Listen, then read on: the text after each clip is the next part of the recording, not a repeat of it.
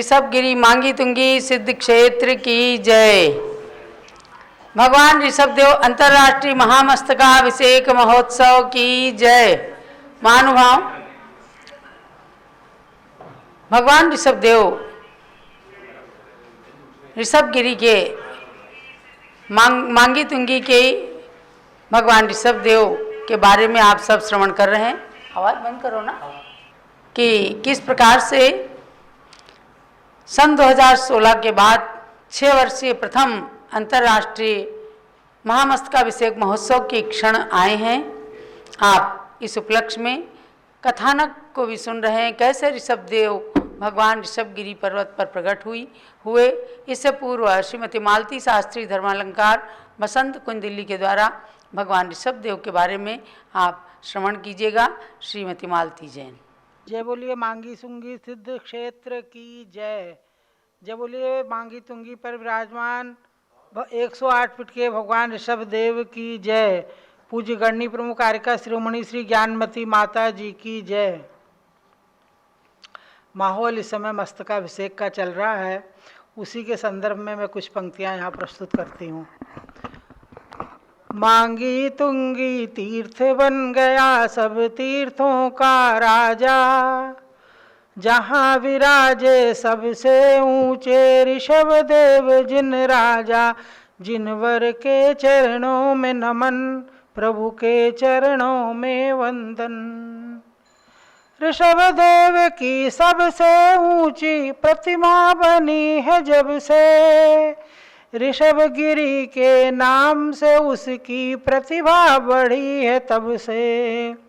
ऋषभगिरी मांगी तुंगी की बढ़ गई गौरव गाथा, जहाँ विराजे 108 फुट ऋषभदेव जिन राजा। जय जय ऋषभदेव की जय, जय आदिश्वर प्रभु की जय। मांगी तुंगी तीर्थ बन गया सब तीर्थों का राजा, जहाँ विराजे सबसे ऊंचे ऋषभदेव जिन राजा। जिनवर के चरणों में नमन, प्रभु के चरणों में वंदन। गणनी प्रमुख ज्ञानमती माता से उपहार मिला है, विश्व अमिट रिकॉर्ड में प्रभु वृषभेश का नाम जुड़ा है। गिनीज बुक भी अब गाएगा ऋषभदेव की गाथा, जहाँ विराजे सबसे ऊंचे ऋषभदेव जिन राजा। जिनवर के चरणों में नमन, प्रभु के चरणों में वंदन। युग युग तक प्रभु ऋषभदेव की दिव्य देशना फैले, हम सब भी मालती सदा जिनवर की भक्ति कर लें। गाएं हम चंदनामती अरु रविंद्र कीर्ति जी की गाथा, जहाँ विराजे सबसे ऊंचे ऋषभदेव जिन राजा। जिनवर के चरणों में नमन, प्रभु के चरणों में वंदन। मांगी तुंगी तीर्थ बन गया सब तीर्थों का राजा, जहाँ विराजे सबसे ऊंचे ऋषभदेव जिन राजा। जिनवर के चरणों में नमन, प्रभु के चरणों में वंदन। जय जय ऋषभदेव की जय, जय आदिश्वर प्रभु की जय। जय बोले मांगी सुंगी सिद्ध क्षेत्र के ऋषभदेव भगवान की जय। एक छोटी सी कविता पूज्य माता जी के लिए मैंने लिखी थी, बोल दूं। रत्नों की खान रत्नमती माँ, जग को दे गई अनमोल रतन। उन वेश कीमती रत्नों में मैना को पाया सर्वप्रथम। दीक्षा की कठिन कसौटी पर आचार्य देशभूषण जी ने पहले परखा फिर बना दिया श्री वीरमती शिष्या उत्तम। आचार्य वीर सागर जी ने दृढ़ता की मूरत को लखकर आशीर्वाद और संस्कार दे दिए बहुत से सुंदरतम। आरिका ज्ञानमती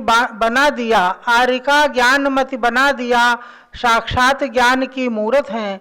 हीरा पड़ जाएगा फीका, ये कोहिनूर की सूरत है।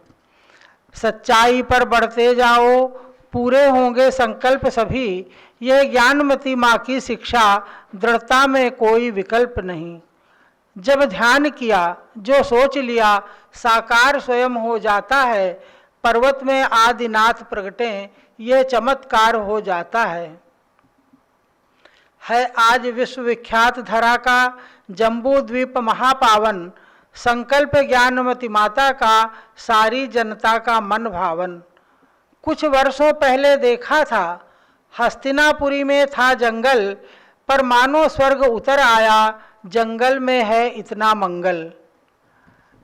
70 वर्षों की त्याग तपस्या की ज्योति है बेमिसाल, गौरव से नतमस्तक होकर भारत माँ भी करती प्रणाम। कुछ क्षण का भी आशीर्वाद जीवन में शांति प्रदाता है, ये चमत्कार का वरद हस्त सारे दुख शोक मिटाता है। शारद पूनों की चंदा तुम, यह चमक सदा दिन दूनी हो, भारत माता की गोदी इस माता से कभी न सुनी हो। पावन इस आज प्रसंगों पर सुरभित पुष्पांजलि है अर्पण, आशीष मालती पा जाऊं, स्वीकार करो माँ शतवंदन, स्वीकार करो मेरा वंदन।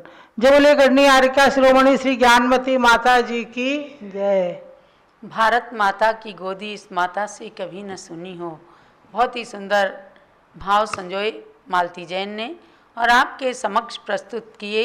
मैं समझती हूँ देश का बच्चा बच्चा पूज्य गढ़नी ज्ञानमती माता के लिए सदा यही भावना भाता है कि जिनके निमित्त से आज इतनी सारी निधियाँ मिल गई हमें, ऐसी ज्ञानमती माता जी सदा धरती पर जीवंत रहें और उनके द्वारा आगे नई नई निधियाँ हमेशा मिलती रहें। और नई निधियों में आप सुन ही रहे हैं क्या शाश्वत तीर्थ अयोध्या का बहुत तेज़ी से विकास हो रहा है। अयोध्या जैन संस्कृति के विश्व के क्षितिज पर पहुंचने वाली है और वहां पर भी विशेष निर्माण चल रहे हैं। उसी के बीच में कि भगवान ऋषभ देव का अंतर्राष्ट्रीय महामस्तकाभिषेक महोत्सव का क्षण आया है, जो अपने आप में अद्भुत है। भव्यात्माओं, आचार्य श्री मानतुंग गोस्वामी ने भक्तामर स्तोत्र के अंदर लिखा है, यही शांत राग रुचि भी परमाणु भिस्तम निर्मापित त्रिभुवनैक ललाम भूत तावंत एव खलु ते प्रणवः पृथिव्याम यत्ते समानमपरम नहि रूपमस्ति। आप सब जानते होंगे भगवान का रूप अतिशय मनोहर होता है। तीर्थंकर भगवान के समान तीनों लोकों में किसी का भी रूप सौंदर्य नहीं होता। तो उसके लिए मानतुंग गोस्वामी ने कहा कि पृथ्वी के अंदर जितने भी शांत राग रुचि वाले परमाणु थे, सारी परमाणु एक साथ मिलकर और आपकी माता के गर्भ में चले गए और उन परमाणुओं ने आपके शरीर को बनाया। तो हे भगवान, उतने ही परमाणु थे और उससे अधिक परमाणु ही नहीं थे, इसलिए वे सारे परमाणु मिल करके आपके देह में समा गए, आपके शरीर की रचना कर गए। इसीलिए आपके समान सुंदर इस संसार के अंदर कोई भी नहीं है। ऐसा ही लगेगा आपको ऋषभगिरी पर्वत पर जाकर के कि भगवान के चेहरे से आंखें नहीं हटाई जा रही, ऐसा लगता है कि इस दुनिया के अंदर आ गए। कल वीडियो कॉलिंग के द्वारा जब ऋषभगिरी पर्वत से स्वामी जी दर्शन करा रहे थे ज्ञानमती माता जी को, हम सब हस्तिनापुर में बैठ करके दर्शन कर रहे थे। वे दिन हमें याद आ रहे थे। सन 2016 से लेकर सन 2018 तक हमने भगवान ऋषभदेव के ऐसे दर्शन किए हैं, उनके चरणों में जा कर के जो अनुभूति की है उसका वर्णन जिह्वा के द्वारा हो नहीं सकता। जब हम उनके सामने खड़े होते थे ऐसा लगता था कि बस आंखें केवल भगवान के चेहरे को निहारती रहें। और वह प्रतिमा जिन शिल्पियों ने बनाया वह भी महान पुण्यशाली रहे। आप कथानक सुन रहे हैं कि ज्ञानमती माता जी ने एक पाषाण का चयन किया, रविंद्र कीर्ति स्वामी जी ने पूरे देश की जनता को जोड़ा और शिल्पियों ने मिलकर के मूलचंद रामचंद नाठा जयपुर की फर्म के शिल्पियों ने उस पर छेनी हथौड़ी चलाना शुरू किया और वह मूर्ति बन करके तैयार हुई। प्रतिमा निर्माण के मध्य एक दिन एक बहुत बड़ा शेर, उसके साथ शेरनी और शेर का बच्चा भी, ऐसे 3 शेर आ गए वहाँ पर। कार्य करने वाले जो मजदूर थे, शिल्पी थे, वे कुछ डर गए, किंतु वहाँ पर कार्य करा रहे इंजीनियर CR पाटिल, जो पूज्य ज्ञानमती माता जी के आशीर्वाद से मूर्ति निर्माण के प्रारंभिक क्षण से ही डॉक्टर पन्नालाल जी पापड़ीवाल के साथ जुड़े रहे।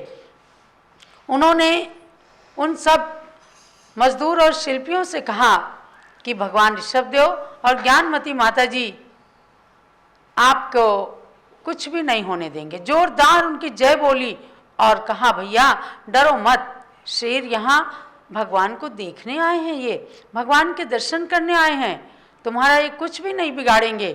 क्योंकि हमारी आराध्य पूज्य ज्ञानमती माता जी ने सभी की कुशलता के लिए खूब माला फेरते हुए पूरे पर्वत को रक्षा कवच से रक्षित कर दिया है। जब बोलो ऋषभदेव भगवान की जय। ये बात बिल्कुल सच हुई और शेर कुछ देर वहाँ रुके, शांत भाव से पुनः पास में एक जल का कुंड है, वहाँ पर शीतल जल पिया और चले गए। कहाँ चले गए पता ही नहीं चला। तो आगे क्या होता है जरा सुनिएगा। शेर आते रहे और जाते रहे, वे तो प्रभु पद की महिमा बताते रहे। शेर आते रहे और जाते रहे, वे तो प्रभु पद की महिमा बताते रहे। शेर आते रहे। ऋषभ गिरी पर कई बार शेर दिखे, जाने वे देवता शेर बन आते थे, बिन सताए किसी को वे जाते रहे। शेर आते रहे और जाते रहे, वे तो प्रभु पद की महिमा बताते रहे। शेर आते रहे। जैन शासन की महिमा कही यही है, शेर अरुगाय एक घाट जल पीते हैं, प्रभु निकट प्रभु भी मैत्री दिखाते रहे।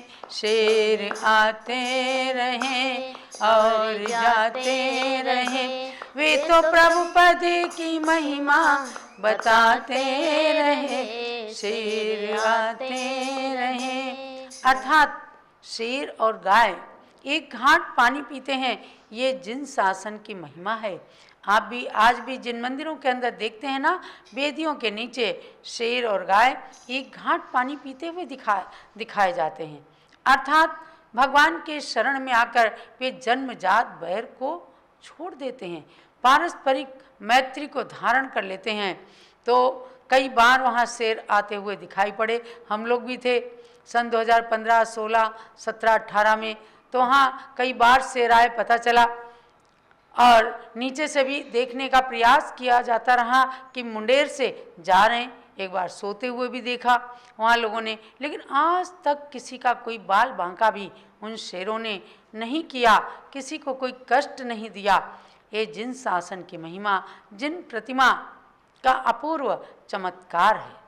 बंधुओं, इसी बीच क्या होता है कि एक दिन यात्रा के लिए एक अम्मा जी आई और वहाँ प्रतिमा निर्माण से निकलते हुए पाषाण का एक टुकड़ा, पत्थर का एक टुकड़ा उठा के ले गई होंगी, श्रद्धापूर्वक के घर ले गई। जब हम सब सन 2015 में वहाँ चातुर्मास व्रत थे, तो वो महिला वहाँ पर आई और वे आते ही मांगी तुंगी में सभा के अंदर कहने लगी कि मेरे साथ अपूर्व चमत्कार हुआ, और उस पाषाण खंड की यानी पत्थर के टुकड़े का चमत्कार बताने लगी। उसको सुनिएगा। मैं क्या कहूँ भाई चमत्कार हो गया, मैं क्या कहूँ भाई चमत्कार हो गया, ऐ मैं क्या कहूँ बहनों मुझे उपहार मिल गया, मैं क्या कहूँ बहनों, एक उपहार मिल गया। बनती हुई मूर्ति का एक पत्थर लेकर के मैं गई। वो कहती हैं, बनती हुई मूर्ति के पत्थर को निकलते हुए एक टुकड़ा मैं लेकर के गई और मैंने जल में उस पत्थर को डाल दिया। बड़ी श्रद्धा थी कि पत्थर कितना चमत्कारिक है जिससे भगवान बन रहे हैं। और सवेरे हमने उस पत्थर के डुबाए हुए पानी को हमने जो है पी लिया और कई दिन तक उस पत्थर के डुबाए हुए पानी को मैं पीती रही। मेरे सारे घुटने का दर्द ठीक हुआ। मूर्ति की ऊर्जा का सुन के चमत्कार हो गया। मैं क्या कहूँ भाई, चमत्कार हो गया। अर्थात उन्होंने ऐसा अपने ऊपर स्वयं अनुभव किया गया, चमत्कार बताया। ऐसे हुए तो बहुत सारे चमत्कार, लेकिन उन अम्मा जी ने जब से उस पत्थर का चमत्कार बताया तब से कई लोगों ने सुना और आ करके पत्थर तो ट्रकों भर करके, एक नहीं दो नहीं लाखों ट्रक पत्थर खाई में गिराया गया। लेकिन जब से उस चमत्कार को सुना लोगों ने पारस चैनल के माध्यम से, तो वहाँ से पत्थर के टुकड़े ले जाने लगी और वहाँ पत्थर के टुकड़े फिर तो दिखते ही नहीं थे और सबने ले जाकर बहुत सारे चमत्कारों का अनुभव किया। कहीं अब आज भी तमाम घरों में वह पत्थर का टुकड़ा चमत्कारिक पत्थर के रूप में आज भी रखा होगा। कोई उसे डुबा करके और पानी पीते हैं, कोई उस पत्थर को रोजाना मस्तक पे चढ़ाते हैं। भगवान ऋषभदेव की मूर्ति से निकला हुआ पाषाण, चमत्कारिक पाषाण समझ करके, यानी सबके जीवन में उन पाषाण खंडों का कुछ न कुछ चमत्कार हुआ।